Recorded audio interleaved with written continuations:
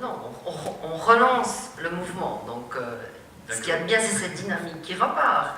Bon, on sera content quand on en aura le double ou le triple. Notre but, aujourd'hui, au niveau du canton, c'est de passer de 2,5 à 5% du marché. D'accord. Donc, on ne va pas l'inonder, ça c'est très clair. Oui. Ça risque pas en même temps. Et pour passer de 2,5 à 5, il faudrait en construire plus de 1000 logements.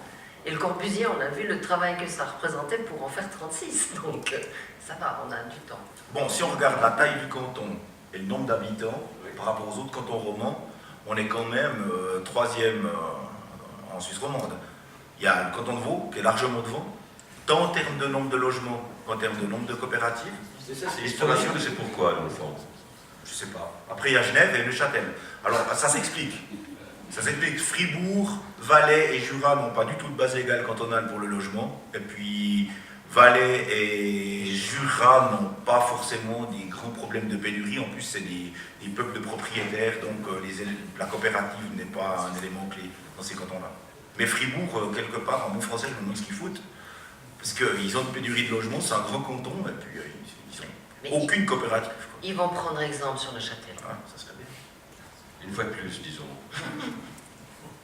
La deuxième question, c'est, dans le fond, votre objectif, c'est donc arriver à 5% du parc immobilier. En fait. Mais c'est peut-être un peu trompeur, ces 5%, parce qu'on remarque, par exemple, à Genève, qu'il y a des effets de contamination, en fait, d'une certaine manière, pour les loyers. Une coopérative qui existe dans un quartier, elle aurait tendance à maintenir les loyers du quartier plus bas que nature. Est-ce que c'est vrai ou pas, ou c'est une légende urbaine? Non, je crois que ça, on peut demander à M. Théo Unali. C'est un des éléments intéressants pour une commune, c'est qu'une coopérative, même si en termes de proportion, c'est pas énorme par rapport au reste du marché, a un effet de stabilité au niveau des prix. Ensuite, ce qu'on préfère, nous, au niveau cantonal, c'est donner de l'aide à la pierre, c'est-à-dire à l'offre de marché, plutôt que de donner de l'aide à la personne, qui est surtout de l'aide à la demande, qui, elle, serait plutôt à tendance à faire augmenter les prix. Puisque un de nos buts, c'est aussi de se battre pour avoir une meilleure stabilité des prix. Ça veut dire évidemment que ça passe par un surplus. Oui, Théo Elie. Oui, alors, évidemment, Madame Decker a raison, mais il y a peut-être juste un élément qu'il faut nuancer, parce que finalement, les gens qui habitent en coopérative s'y plaisent tellement qu'ils ne bougent pas. Donc, le problème par rapport au raisonnement de stabilisation des prix du marché, ça reste un peu théorique, parce que finalement, ce sont pratiquement des appartements qui sortent du marché, parce que les gens ils sont heureux, les gens ils demeurent. Mais en même temps, c'est le succès de la rançon de la gloire. Hein. Oui. Oui, c'est exactement pour ça que je posais cette question, parce que c'est ce qui se passe à Genève, en réalité. Oui. On est d'accord. Alors, toujours puisque nous sommes entre nous, une dernière question, d'accord? Est-ce qu'il y a un instrument, vous avez fait une petite liste des instruments à disposition, est-ce qu'il y a un instrument que vous voudriez ou convoiter, en fait? Un instrument supplémentaire que vous convoitez pour augmenter le nombre des coopératives? Oui, que le Grand Conseil octroie 40 millions de plus à l'Office du logement. Il ne faut pas rêver. Mais pas d'instrument légal qui vous manque totalement. Alors, il y a plusieurs pistes de réflexion. Au niveau de l'aménagement du territoire, il y a une question qui est relativement importante, c'est lorsqu'on a des grands terrains qui sont en plan spécial ou en plan de quartier, est-ce qu'on devrait ou non inciter un peu plus qu'on le fait aujourd'hui à y construire une partie en LUP? Et combien de parties, évidemment? Du style, si vous avez un terrain de 10 000 m², est-ce qu'aujourd'hui on incite, on donne un bonus d'utilisation du sol plus grand lorsqu'on fait des LUP et encore plus grand si on fait des quartiers durables? Mais la question, ce serait, est-ce qu'on ne pourrait pas obliger à partir d'une certaine taille à le faire? D'autres cantons le font. Zoug, c'est obligatoire, 50% c'est du LUP, il n'y a pas de discussion, c'est comme ça, puis c'est tout.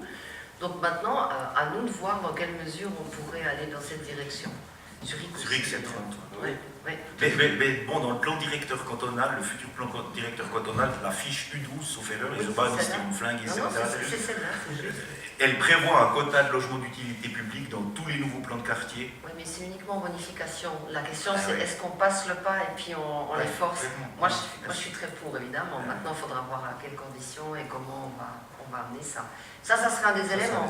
C'est L'autre ça. élément qui est très très important, dont on n'a pas parlé parce que c'est vraiment un détail technique, mais c'est la possibilité, grâce à la Confédération depuis le 1er janvier 2014, de pouvoir utiliser les fonds pour acheter du terrain, dans le cas où on n'aurait pas de droit de superficie, ce qui n'était pas le cas avant. Moi, mon rêve, mon fantasme, à part de trouver des privés qui fassent des droits de superficie, ça serait qu'on puisse obtenir des aides pour acheter aussi des vieux immeubles pour les rénover. Alors quand ils sont très très très vieux, évidemment, on les achète très très bon marché, donc ça va, c'est pas mal. Mais je pense qu'il y a énormément de friches ou d'endroits qui sont vraiment pas bien entretenus du tout dans les villes, qui mériteraient de l'être. Aussi dans l'esprit d'économiser de la place au sol, et le fait qu'on a un petit souci énergétique, 45% du problème de l'énergie vient des bâtiments. Donc si on avait la possibilité, grâce aux outils de la Confédération, de racheter des immeubles au centre-ville qui périclitent ou qui sont vraiment dans un sale état, les coopératives pourraient se déployer et agir et créer du logement de qualité pour lutter contre la gentrification. Absolument. Si toi, tu as des fantasmes, Toi aussi. moi j'ai un vœu, ça serait que la Confédération, en marge de ce qu'elle peut offrir, se dote d'un fonds qui permette de faire au niveau national et dans les régions ce que fait le canton de Neuchâtel avec la fameuse prise en charge de part sociale. Oui, ça, c'est Parce que quand on peut acquérir 200 ou 300 000 francs de part sociale dans une coopérative qui démarre, on sait qu'on a les fonds propres nécessaires. Parce que là, la coopérative amène elle-même des fonds propres, puis c'est toujours là, quand on fait les montages de plans financiers avec des coopératives en phase de démarrage, c'est toujours là que ça pêche. Même sur un terrain de droit de superficie, c'est les fameux fonds propres de départ. Et l'instrument de prendre des parts sociales de part de la collectivité publique, c'est vraiment le carton, ça. Alors ça correspond, me semble-t-il, à une des revendications de l'association fêtière des coopératives d'habitation. C'est ça. D'accord. Merci beaucoup, vraiment. Est-ce qu'on les applaudit?